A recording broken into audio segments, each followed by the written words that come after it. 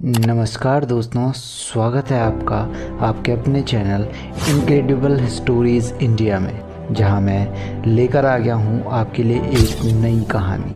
भारत का प्राचीन इतिहास ग्रंथ महाभारत कई रहस्यों से भरा हुआ है। इसका प्रत्येक पात्र अपने आप में एक रहस्य है। क्या आप जानते हैं कि महाभारत में कौन किसका अवतार था? महाभारत एक बहुत ही महान युद्ध को दिखाता है जो धर्म और अधर्म के बीच में हुआ था। विजय धर्म की ही हुई थी। महाभारत में वैसे तो बहुत से पात्र हैं, पर कुछ पात्र बहुत महान हैं जिन्हें महाभारत का नायक कहा जाए तो कोई अतिशयोक्ति नहीं होगी। यह सभी नायक किसी न किसी परम पुरुष के अवतार थे, कोई देवताओं का तो कोई गंधर्वों का। खुद भगवान ने भी कृष्ण अवतार लेकर इनमें भाग लिया था। महाभारत में जितने भी प्रमुख पात्र थे वे सभी देवता, गंधर्व, यक्ष, रुद्र, वसु, अप्सरा, राक्षस तथा ऋषियों के अंशावतार थे। उनमें से शायद ही कोई सामान्य मनुष्य रहा हो। महाभारत के आदि पर्व में इसका विस्तृत वर्णन किया गया है। आइए जानते हैं कि कौन किसका अवतार था। भगवान श्री कृष्ण 64 कला और अष्ट सिद्धियों के पूर्ण श्री कृष्ण को भगवान विष्णु का अवतार माना जाता है कि वे अपने पिछले जन्म में मनु थे। बलराम, महाबली बलराम शेषनाग के अवतार थे। जब कंस ने देवकी वसुदेव के 6 पुत्रों को मार डाला तब देवकी के गर्भ में भगवान बलराम पधारे। योगमाया ने उन्हें आकर्षित कर नंद बाबा के यहाँ निवास कर रही श्री रोहिणी जी के गर्भ में पहुँचा दिया, इसलिए उनका एक नाम संकर्षण पड़ा। बलवानों में श्रेष्ठ होने के कारण उन्हें बलभद्र भी कहा जाता है। कृष्ण के बड़े भाई होने के कारण उन्हें दाऊजी भी कहा जाता है। बलराम जी का विवाह रेवती से हुआ था। महाभारत युद्ध में बलराम तटस्थ होकर तीर्थ यात्रा पर चले गए। यदुवंश के संहार के बाद उन्होंने समुद्र तट पर आसन लगाकर अपनी लीला का अंत कर लिया था। उनके शौर्य की गाथाएं अनेक हैं। भीष्म, कृष्ण के बाद भीष्म का नंबर आता है, जो महाभारत के प्रमुखों में एक थे। धू नामक वसु ने ही भीष्म के रूप में जन्म लिया था। वशिष्ठ ऋषि के श्राप व इंद्र की आज्ञा से 8 वसुओं को शांतनु और गंगा से उत्पन्न होना पड़ा। 7 को तो गंगा ने नदी में बहा दिया, जबकि 8वें वसु धू जिंदा रह गए। वही भीष्म थे, जिनका प्रारंभिक नाम देवव्रत था। द्रोणाचार्य, भीष्म के बाद द्रोणाचार्य को सबसे अहम माना जाता है। देवगुरु बृहस्पति ने ही द्रोणाचार्य के रूप में जन्म लिया था। अश्वत्थामा, उपरोक्त के बाद अश्वत्थामा सबसे अहम है। गुरु द्रोणाचार्य के पुत्र थे अश्वत्थामा। पिता पुत्र की जोड़ी ने मिलकर महाभारत में कोहराम मचा दिया था। अश्वत्थामा को महादेव, यम, काल और क्रोध के सम्मिलित अंश से उत्पन्न किया गया था। कर्ण, देवताओं में सबसे प्रमुख सूर्यदेव के पुत्र थे कर्ण। कर्ण सूर्य के अंशावतार थे। कर्ण के बारे में सभी जानते हैं कि वे सूर्य व कुंती के पुत्र थे। उनके पालक माता पिता का नाम अधिरथ और राधा था। उनके गुरु परशुराम और मित्र दुर्योधन थे। हस्तिनापुर में ही कर्ण का लालन पालन हुआ। उन्होंने अंगदेश के राज सिंहासन का भार संभाला था। जरासंध को हराने के कारण उनको चंपा नगरी का राजा बना दिया गया था। दुर्योधन कलयुग का और उसके 100 भाई पुलस्त्य वंश के राक्षस के अंश थे।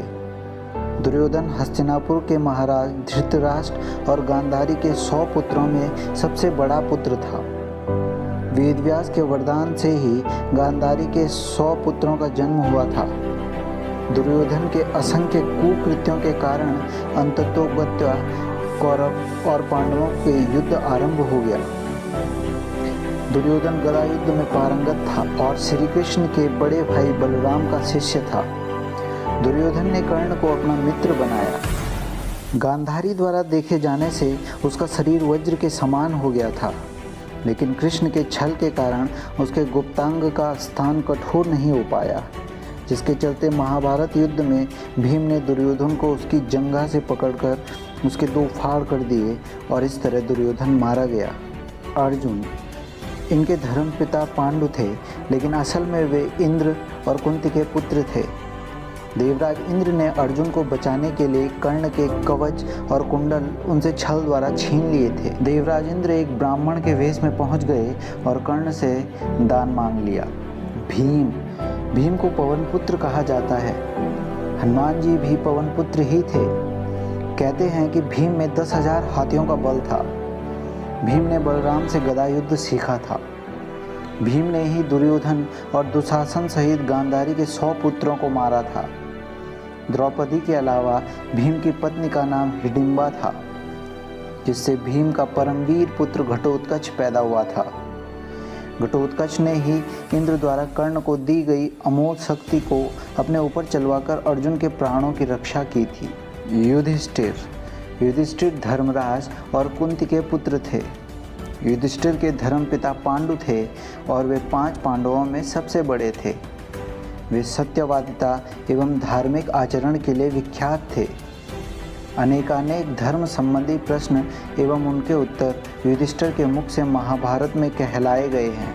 उनके पिता धर्मराज ने यक्ष बनकर सरोवर पर उनकी परीक्षा भी ली थी। द्रौपदी के अलावा उनकी देविका नामक एक और पत्नी थी। द्रौपदी से प्रतिविंध्य और देविका से धौंदेय नामक उनके 2 पुत्र हुए थे। ये सशरीर स्वर्गारोहण के लिए गए थे। नकुल व सहदेव ये 33 देवताओं में से 2 अश्वनी कुमारों के अंश से उत्पन्न हुए थे। ये 2 अश्वनी कुमार थे, नासत्य और दस्त्र। सहदेव त्रिकालदर्शी था। उसने महाभारत युद्ध के होने और इसके परिणाम की घटनाओं को पहले से ही जान लिया था, लेकिन श्री कृष्ण ने उसे इस घटना को किसी को भी बताने से इनकार कर दिया था। कृपाचार्य रुद्र के एक गण ने कृपाचार्य के रूप में अवतार लिया। शकुनी द्वापर युग के अंश से शकुनी का जन्म हुआ। धृतराष्ट्र एवं पांडु अरिष्टा के पुत्र हंस नामक गंधर्व से धृतराष्ट्र तथा उसका छोटा भाई पांडु के रूप में जन्मे। विदुर सूर्य के अंश धर्म ही विदुर के नाम से प्रसिद्ध हुए। कुंती और माद्री के रूप में सिद्धि एवं धृतिका का जन्म हुआ था। गांधारी मति का जन्म राजा सुबल की पुत्री गांधारी के रूप में हुआ था। रुक्मणी द्रौपदी राजा भीष्मक की पुत्री रुक्मणी के रूप में लक्ष्मी जी और द्रौपदी के रूप में इंद्राणी उत्पन्न हुई थी। अभिमन्यु चंद्रमा के पुत्र वर्चा का अंश था। इसी प्रकार मरुतगण के अंश से सात्यकी, द्रुपद, कृतवर्मा व विराट का जन्म हुआ था। अग्नि के अंश से धृष्टद्युम्न व राक्षस के अंश से शिखंडी का जन्म हुआ था। विश्वदेवगण द्रौपदी के 5 पुत्र प्रतिविंध्य, सुतसोम, सुतकृति, शतानिक और श्रुतसेव के रूप में पैदा हुए थे। इसी प्रकार दानवराज विप्रतिचि जरासंध व हिरण्यकश्यप शिशुपाल का अंश था। कालनेमि दैत्य ने ही कंस के रूप में धारण किया था। इंद्र की आज्ञानुसार अप्सराओं के अंश से 16,000 स्त्रियां उत्पन्न हुई थी। दोस्तों, आपको इनमें से कौन सा अवतार सर्वश्रेष्ठ लगा, कमेंट में ज़रूर बताएं। धन्यवाद। दोस्तों, अगर आपको हमारी ये कहानी पसंद आई हो तो प्लीज़ लाइक, शेयर, सब्सक्राइब करना मत भूलना। थैंक